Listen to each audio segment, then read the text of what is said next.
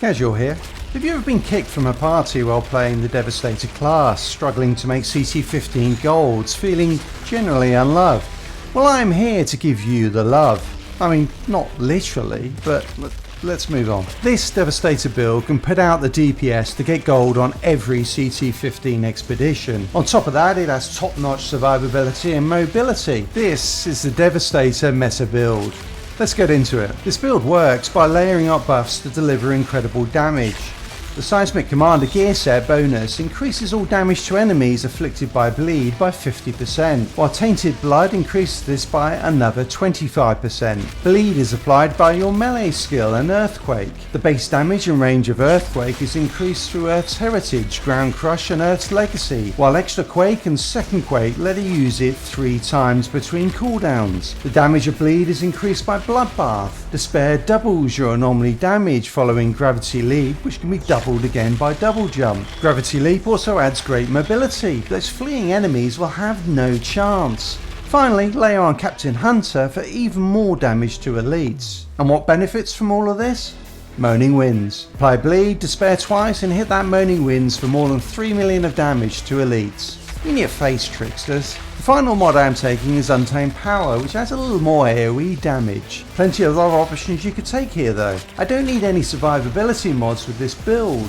Not only does the Devastator have higher armor as a class perk, picking up Protected by the Anomaly, Skilled Sentry and Blood Donation ensure that you're as close to unkillable as it comes in this game. To get the most out of this build, your gear should be focusing on Anomaly Power, cooldown reduction and Status Power to buff bleed damage. Speaking of cooldown reduction, taking Endless Tremors, Perpetual Motion and Unending Watch reduces the cooldown on our skills nicely. The final skill that I am taking is Reflect Bullets. Now, you might be thinking, Casual, have you lost it? Reflect Bullets sucks.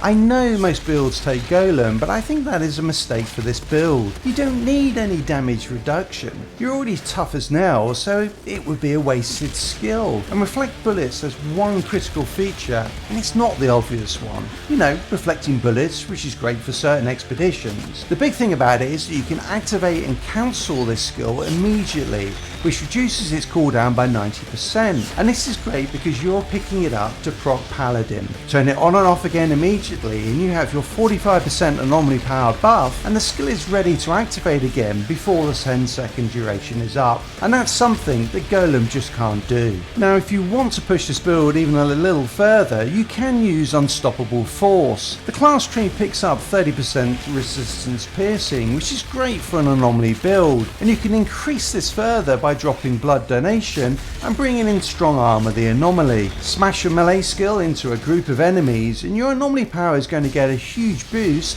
and so is your damage, and this is something that speedrunners use. Personally, I find the melee skill a bit clunky to use, so I will stick with Gravity Leap as my main setup skill. It is time for Devastators to come out of hiding and show those wimpy classes how a Juggernaut can kick some ass. And you can do it with this build. Apply Bleed and get in the face of the enemy, ripping off heads and spitting in the holes. Now I need a lie down to recover. But before I do, in the last couple of weeks I've noticed quite a few new players picking up this game, and I'm curious how many of them are out there. So if you are a new player, hit that like button and do subscribe so you can get all of your Outriders news, opinions and guides here. Until next time, Casual out.